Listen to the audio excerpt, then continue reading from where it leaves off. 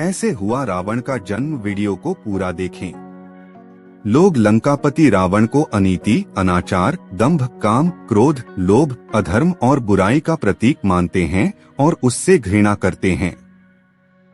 लेकिन सबसे महत्वपूर्ण बात यहाँ यह है कि दशानन रावण में कितना ही राक्षसत्व क्यों न हो, उसके गुणों की अनदेखी नहीं की जा सकती।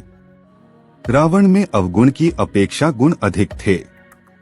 रावण एक प्रकांड विद्वान था। वेदशास्त्रों पर उसकी अच्छी पकड़ थी और वह भगवान भोलेशंकर का अनन्य भक्त था। उसे तंत्र, मंत्र, सिद्धियों तथा कई गूढ़ विद्याओं का ज्ञान था।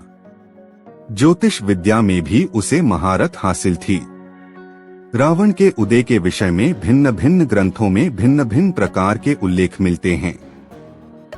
वाल्मीकि द्वारा लिखित रामायण महाकाव्य, पद्म पुराण तथा श्रीमद्भागवत पुराण के अनुसार हिरण्याक्ष एवं हिरण्यकशिपु दूसरे जन्म में रावण और कुंभकर्ण के रूप में पैदा हुए।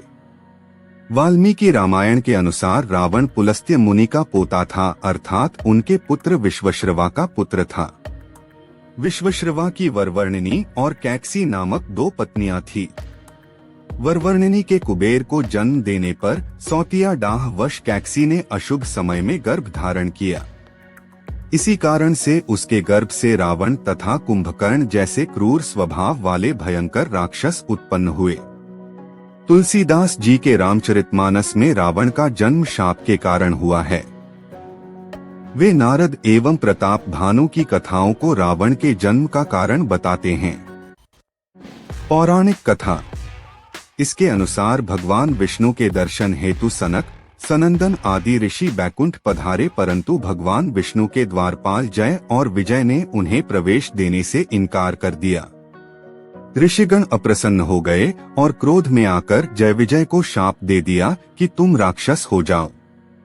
जय विजय ने प्रार्थना की व अपराध के लिए क्षमा मांगी। भगवान विष्णु ने भी ऋषियों से क्षमा करने को कहा।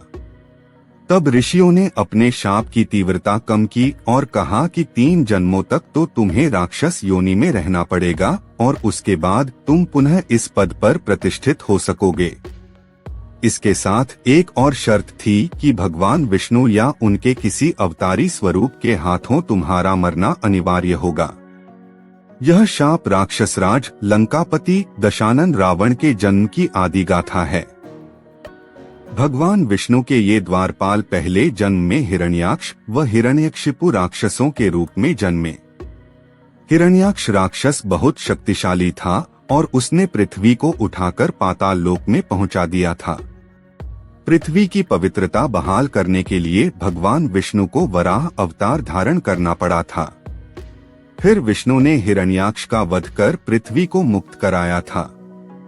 हिरण्यकशिपु भी ताकतवर राक्षस था और उसने वरदान प्राप्त कर अत्याचार करना प्रारंभ कर दिया था। भगवान विष्णु द्वारा अपने भाई हिरण्याक्ष का वध करने की वजह से हिरण विष्णु विरोधी था और अपने विष्णु भक्त पुत्र प्रहलाद को मरवाने के लिए भी उसने कोई कसर नहीं छोड़ी थी।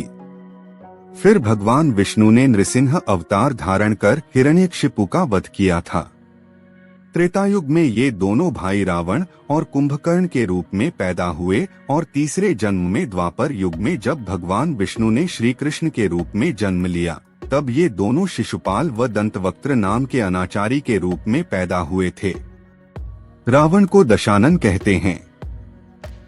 उसका नाम दशानन उसके दशग्रीव नाम पर पड़ा।